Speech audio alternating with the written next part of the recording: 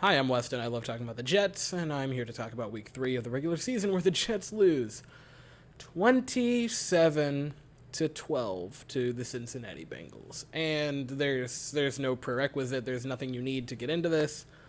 Just get into it. You don't need anything going into it. The Jets got embarrassed. We got cooked. We looked awful. This was, I would say, the worst game of the season for the Jets. Not that there's obviously it's still an early season, but I would say this definitely is the worst of the three, because at least one of them you won, and I would say it was worse than the Ravens game. Now, before I say anything more, I will say it's not lost upon me that the Cincinnati Bengals, who are coming off of a Super Bowl appearance, obviously came into this game 0-2, knowing that they had to win it if they wanted any chance to get anything going throughout the season. That's not lost on me. They came in fighting for their lives, and I understand that fact. The Jets are fighting for the fact that they could finally have a winning record for the first time in like 5 years.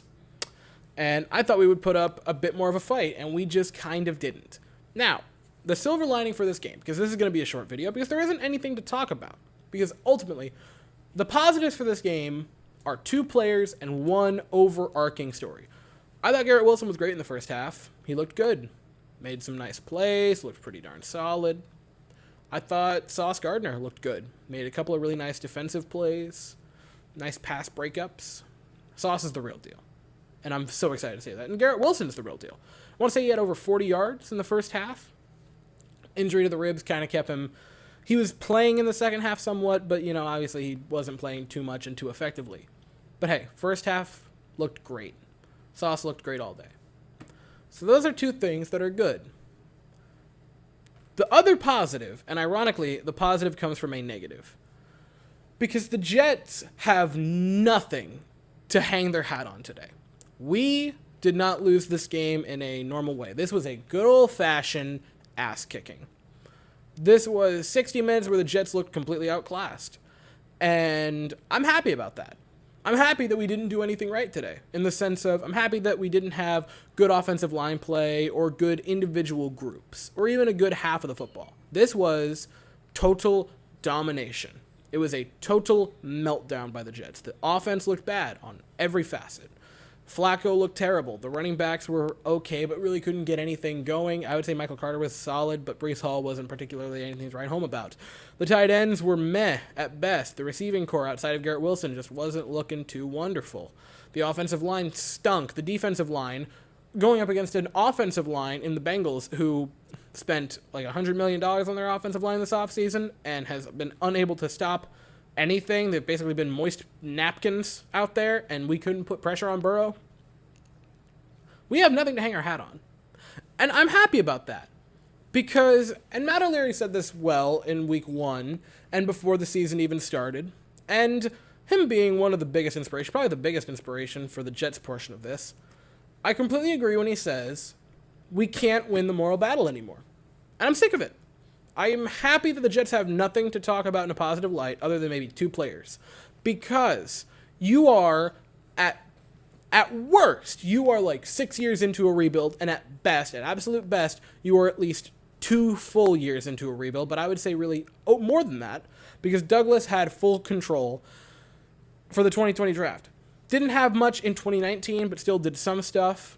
But after that, it's been his team. 3-year rebuilds, that's the standard right now. That's what it should be. It should be 3 years, no later than that. 5-year rebuilds aren't a thing anymore. You're playing a team today in the Bengals that moved the goalpost last year. Like, the 5-year rebuild is a fallacy at this point. You can't do that now. You just can't. The Bengals got Burrow, were bad, and then won the AFC. They didn't win the Super Bowl, but they were in it. All right, so that's 3 total years of suck before they got competitive. And one of those years with Burrow, the first year with him, he got injured and missed most of it. Not a, iffy injury. No, a bad injury. Tore his ACL, was out for the rest of the season. The 5-year rebuild is not a thing.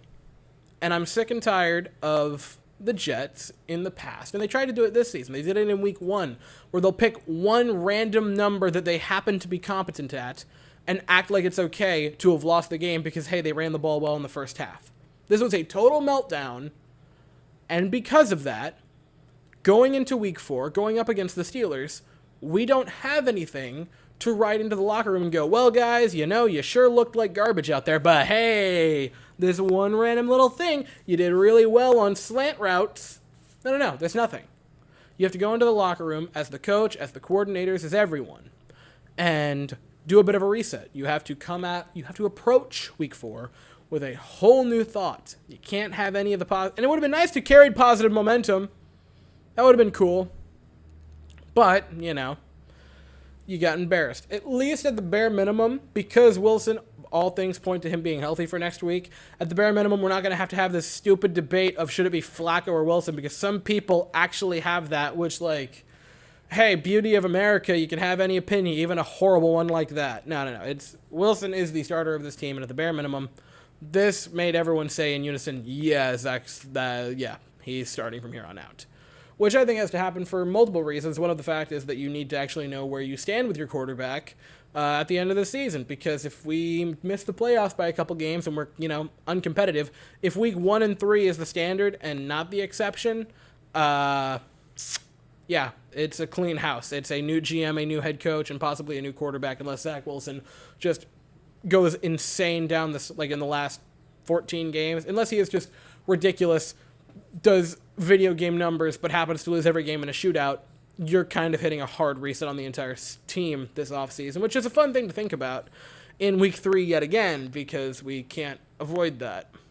But I'm still not saying same old Jets, because we still had the 2 rookies look great today in Wilson and Gardner. So I'm not going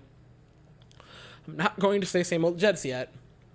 But boy, oh boy, that was not a fun game to watch. So the Jets go on the road next week. We're going to be in the big ketchup bottle in Pittsburgh playing the Steelers, 1 o'clock Eastern. There is a rumor that the Steelers might start Kenny Pickett at quarterback, which, please start Kenny Pickett.